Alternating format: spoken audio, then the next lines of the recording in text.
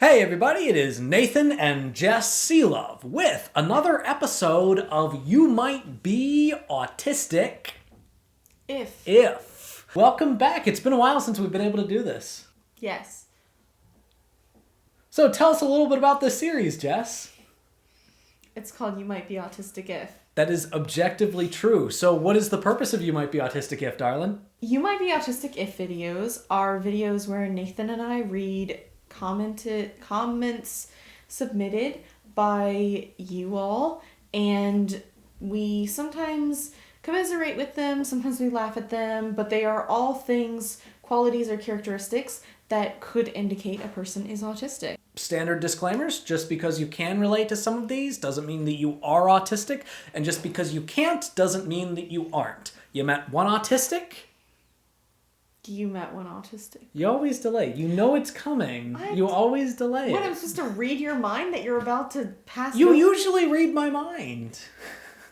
I'm not your performing monkey. It's kind of creepy the way she reads my mind sometimes. Also, we do apologize ahead of time if we mispronounce anybody's name. If you commented one of these and we mispronounced your username, please leave a phonetic pronunciation in the comments below, and we will hopefully get it better next time. Also, if having your name or handle mispronounced is a big deal to you, we want to respect that. It might be helpful if when you submit a You Might Be Autistic If comment, you just do like a phonetic in brackets or something, phonetic pronunciation.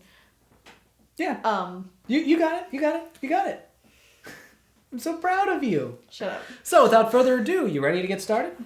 Yeah. Cindrail says that they have a few. You might be autistic if you have to adjust the volume for a song you like because an instrument is too loud. I can't with the brass. Yeah.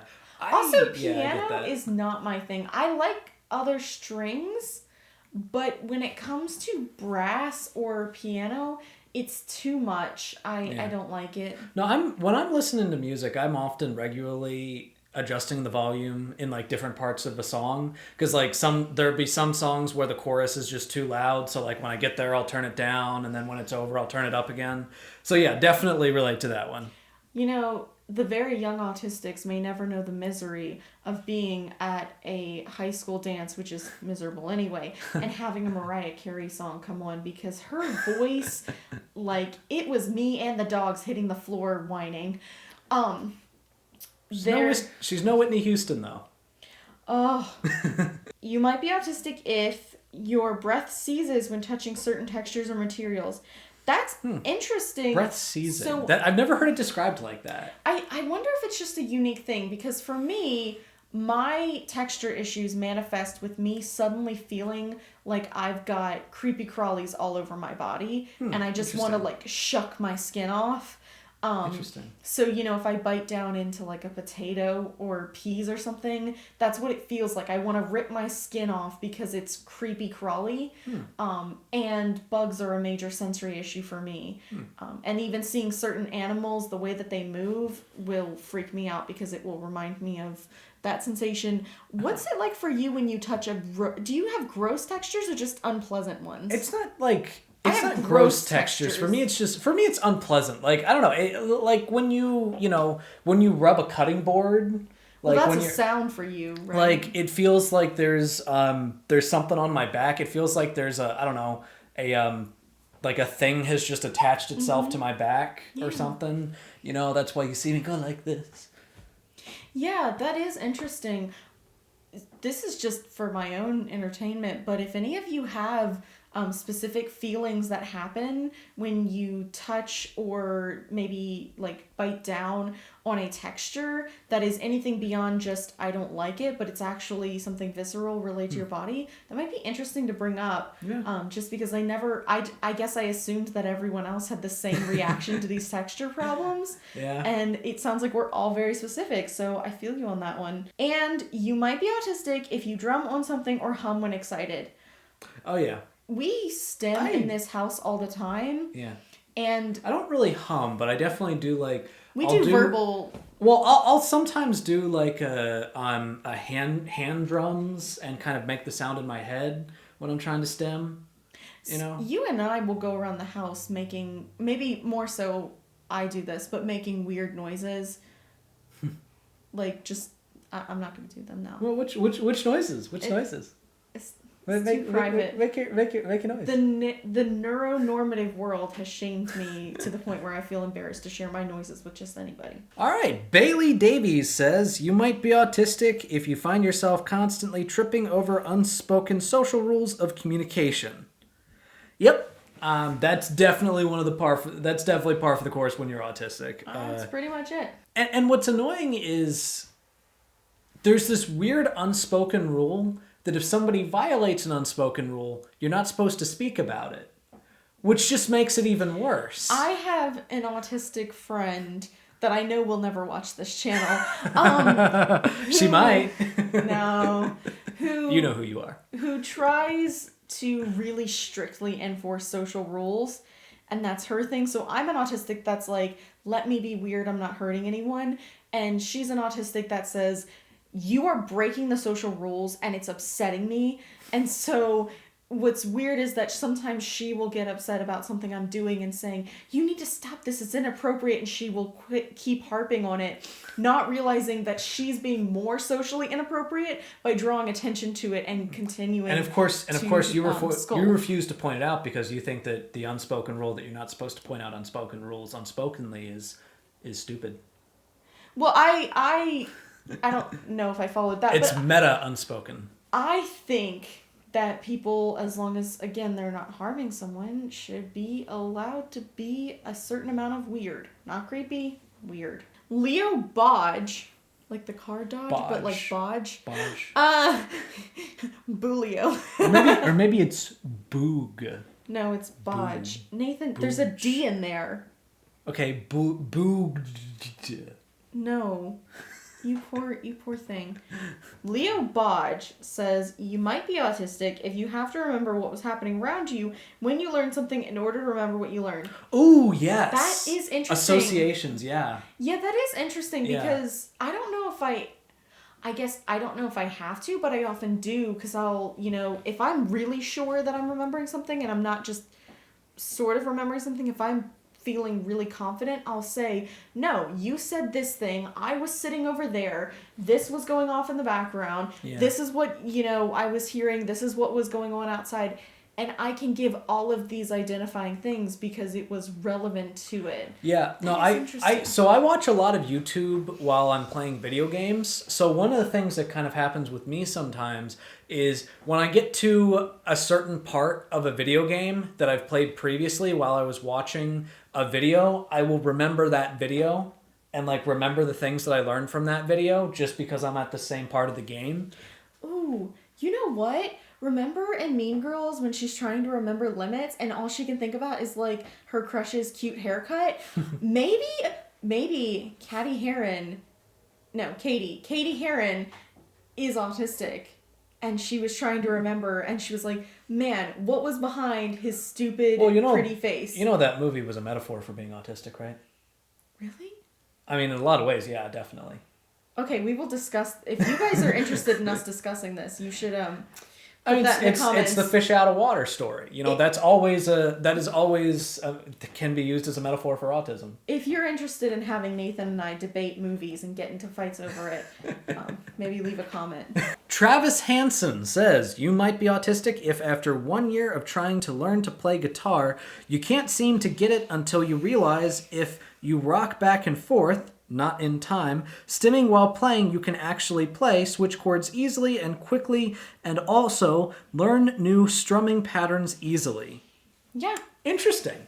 So I've sometimes found that when I've been trying to learn a new skill, doing a little bit of stimming kind of, gets me more into the mood. Because sometimes you get inside your own head. When I'm able to do that, I don't know, for me, one of the things that I really love stimming is the more body, the full body things like spinning or rocking, and really feeling my body weight move around. It helps me feel kind of, I guess, tethered and more interested in what I'm doing. Yeah. And I used to rock in school when I was trying to pay attention, and then bullying happened. Every autistic could have a journal entry that was like, I was doing something, and then bullying happened. Everything changed when the bully nation invaded. First of all, it's attacked. I know, I was making my own parody version of it. They didn't invade it. They did invade. You don't understand. They invade your mind. No, my mind is my own. Why would you say that? Travis Hansen also says, you might be autistic if when you speak, you get annoyed when people take everything you say literally, even when you try to speak generally. Huh. Interesting. We do the opposite. Well, it depends, because I mean, we needle each other with it sometimes. Well, so what I think that this is sometimes autistics attempt to use abstract language, or they attempt to use sarcasm, or they attempt to use like metaphors. And because neurotypicals are not as adjusted to the nonverbals that autistics might use to indicate that they're being abstract, they might not recognize it. So, you know, I mean, it's a common trope that autistics always take things literally. I would say that autistics just aren't always able to read the nonverbals that neurotypicals use to indicate that something is literal or not literal. Autistics just have their own versions, because I know I use sarcasm and I use abstract metaphors. This is a source of, I think, some contention among autistics. Yeah. I know autistics like your father who say sarcasm is mean and you shouldn't do it because a lot of people can't tell the difference. And then I really enjoy sarcasm. Yeah. I do often have the problem where I will be sarcastic, or I'll be telling a joke and people don't realize I am. And she has this line that she says where she's like, no, I was using my sarcasm voice. Why did you make me sound like that? That's not my sarcasm voice. You didn't do it right. No. I wasn't using your sarcasm voice. I was imitating when you tell people that you were using your sarcasm voice. Well, that's my regular voice and it doesn't sound like that. Yeah, it does. No, it doesn't. Really does. It doesn't. Back me up on this. Nathan can't hear the many variations I include in tone and in... Yes, many variations. And he's just not discerning enough. iGirl Geek says, you might be autistic if you have to interrupt someone speaking to clarify something before they can carry on. Yes, I've had trouble with this in school. It's like a stick on the wall. I've gotten in trouble with teachers, not as much now because I've gotten better at figuring out how to wait. I sometimes do the opposite thing where I wait too long and then I bring it up and someone's thinking, why are you asking, 5 minutes after we already moved on? Yeah. But, no, I get that.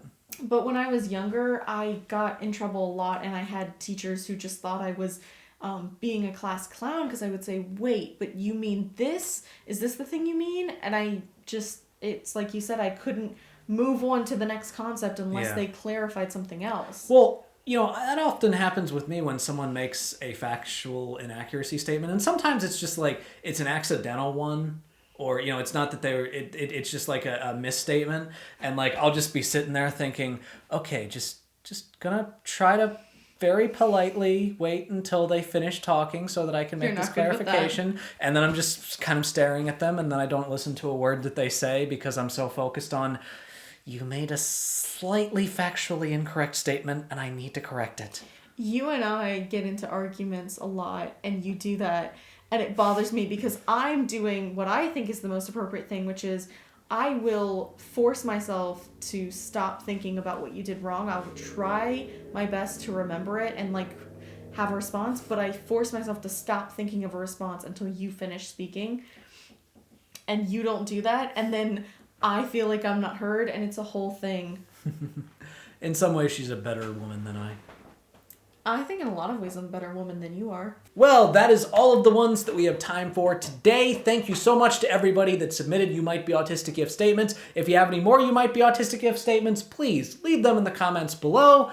Jess and I have also considered doing some videos in which we talk about movies and review movies. Some of you might have seen the video that I did last week in which I did a review video of the movie The Mitchells versus the Machines. From an autistic perspective. So if there's any interest in that from the both of us, because you've seen us, joke around about movies when we've done this series, please feel free to leave a comment down below.